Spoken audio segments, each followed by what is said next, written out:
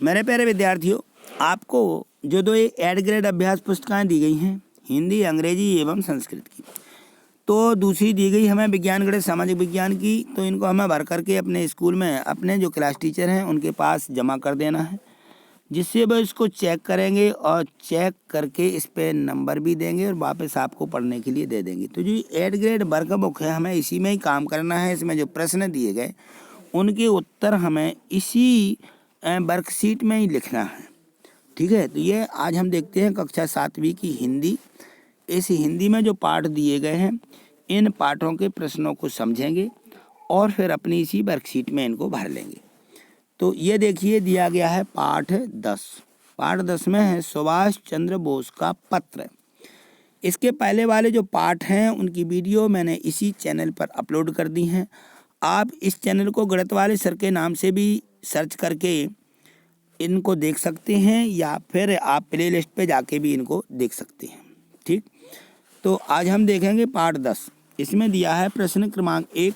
इसको देखिए, लिखा है कि इस पाठ में कौन किसको पत्र लिख रहा है। तो इसमें जो है ये जो पाठ दिया है, यह पत्र सुभाष चंद्र बोस के द्वारा एन.सी. केलकर को लिखा गया है। एक एन.सी. केलकर बहुत बड़े आदमी थे, इनको जो है सुभाष चंद्र बोस ने पत्र लिखा है। ठीक, अगला प्रश्न देखिए। तो यहाँ देखिए प्रश्न 2 दिया गया है कि सुभाष चंद्र बोस का नारा क्या था।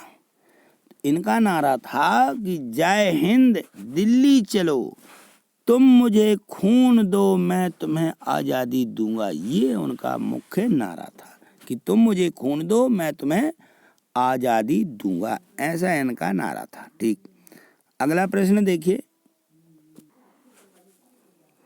प्रश्न 3 देखिए, इसमें दिया है कि गीता भाष्य ग्रंथ को प्रणयन लोकमान्य तिलक ने कहाँ पर किया था। तो जो गीता का भाष्य है, इन्होंने मांडले सेंट्रल जेल में बर्मा में किया था। यहाँ की जो जेल है बर्मा की, उसमें इन्होंने इस ग्रंथ को प्रणयन कहा, माने प्रणयन किया था इसका, पूरे गीता का। ठीक, अगला प्रश्न देखिए। प्रश्न 4 दिया है कि मांडले जेल का परिवेश कष्टकारी क्यों था। मांडले जेल में जो बंदी थे, बंदी से किसी को मिलने जुलने नहीं दिया जाता था। उनको सांत्वना देने वाली एकमात्र वस्तु यहाँ किताबें भी थी, और वे एक कमरे में एकदम एकांक ही रहते थे। तो इसी प्रकार से जो सुभाष चंद्र बोस थे, उन्होंने जेल में बंद रह करके किताबें ही पढ़ी हैं। ठीक, अगला प्रश्न देखिए। प्रश्न 5 दिया है कि सुभाष चंद्र बोस ने मांडले जेल को तीर्थ स्थल क्यों कहा। क्योंकि मांडले जेल में भारत के एक महानतम सपूत लोकमान्य तिलक 6 वर्ष तक रहे हैं। लोकमान्य तिलक ने भी इसी जेल में रह करके ढेर सारी किताबों का अध्ययन किया है, उनको यहीं से ज्ञान प्राप्त हुआ था। ठीक, अगला प्रश्न देखिए। प्रश्न 6 दिया है कि सुभाष चंद्र बोस ने नौजवानों की पीड़ा और लोकमान्य तिलक की पीड़ा में क्या अंतर बताया। तो देखिए, लोकमान्य तिलक की जो पीड़ा है वो राज बंधुआ की अपेक्षा कुछ मायनों में अधिक कठोर रहती थी। तो इस प्रकार से इनकी जो पीड़ा थी, इस प्रकार से थी। अगला प्रश्न देखिए। प्रश्न 7 देखिए, यहाँ है कि औपचारिक और अनौपचारिक पत्र में अंतर लिखिए। औपचारिक क्या है, अनौपचारिक क्या है। तो वो पत्र औपचारिक पत्र कहलाते हैं जो एक पेशेवर भाषा में लिखा गया हो, जो एक औपचारिक उद्देश्य के लिए निर्धारित प्रारूप के साथ हो। जबकि अनौपचारिक पत्र वो पत्र होते हैं जिन्हें किसी ऐसे व्यक्ति के लिए लिखा जाता है जिसके साथ हमारा इनफॉर्मल रिलेशन होता है, यानी ज़्यादा उनसे संबंध नहीं होता। ठीक, अगला प्रश्न देखिए।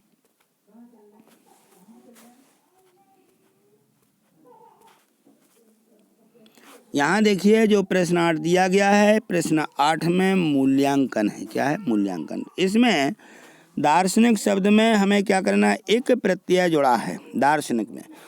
ऐसे ही इस पाठ में एक प्रत्यय वाले 2 शब्द छांट करके लिखिए। तो देखिए यहाँ पे है शारीरिक और मानसिक, इन दोनों में एक आया है। एक यानी छुट्टी की मात्रा रहती योग का एक, तो ये दोनों एक लगा करके पीछे लगाए जाते हैं प्रत्यय शब्द के, तो ये एक इन्हों में इसमें लगा हुआ है। ठीक, अगला प्रश्न देखिए।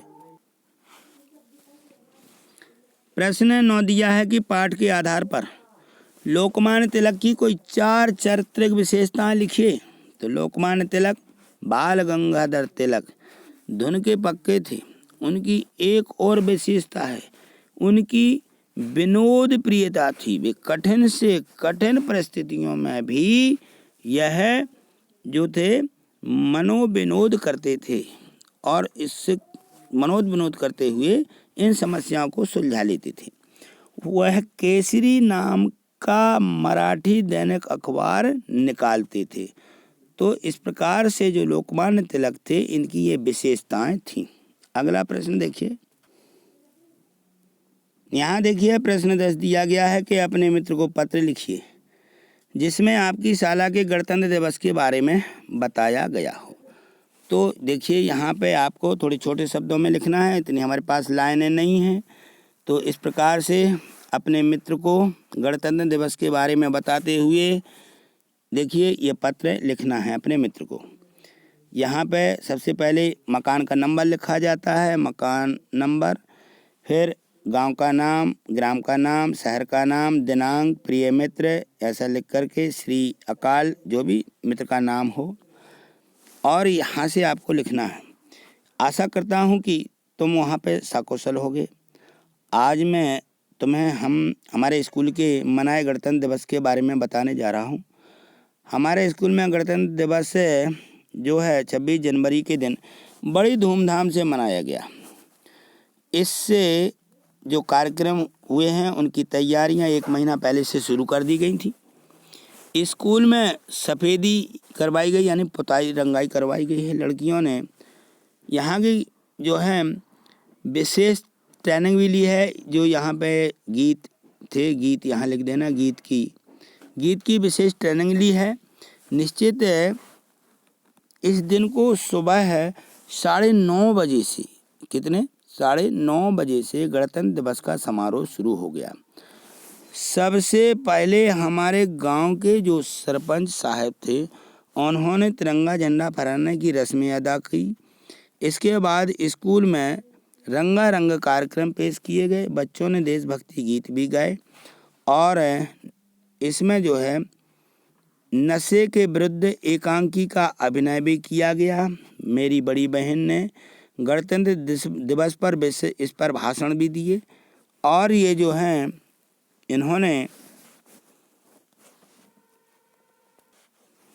यहाँ देखिए ये गीत लिख लेना, यहाँ पे गीत और भांगड़े, जो भांगड़ा होता है उसमें उन्होंने उसका नृत्य किया और ऐसा नृत्य किया कि सबका मन मोह लिया। सभी विद्यार्थियों में लड्डू बांटे गए। मुझे यह समारोह हमेशा याद रहेगा। और तुम्हारे स्कूल में गणतंत्र दिवस कैसे मनाया गया पत्र में ज़रूर लिखना। और यहाँ नीचे लिख दिया जाता है आपके लिए, पूज्य चाचा जी को मेरा प्रणाम, या इस प्रकार राजू को प्यार, छोटे बच्चे रहते हैं तो इस प्रकार से वहाँ लिखना है। ठीक है, यहाँ 2 शब्द सुधार लेना। यहाँ जो लिखा है गीत, यहाँ गीत लिख लेना, गीत और भांगड़ा, ये भांगड़ा नृत्य होता है। यहाँ भी थोड़ी सी इसमें गीत की जगह ये गलत लिख गया, यहाँ गीत लिख लेना, गीत। ठीक है, और इस पूरे पत्र को इस प्रकार से लिख लीजिए। ठीक, तो इसमें जो प्रश्न 1 से 10 तक के प्रश्न दिए गए थे, सभी के उत्तरों को हमने अच्छे से समझ लिया है और इनको अपनी इस वर्कशीट में लिख लीजिए। आगे के जो पाठ दिए गए हैं उनकी भी मैं वीडियो लेकर के तुरंत उपस्थित होऊंगा। यदि आपने चैनल को सब्सक्राइब नहीं किया तो चैनल को सब्सक्राइब करके रखिए, जिससे आगे आने वाले पाठ और अन्य जो विषय हैं हमारे उन सब की वीडियो आपको यूट्यूब चैनल पर तुरंत मिल सके। थैंक यू, धन्यवाद।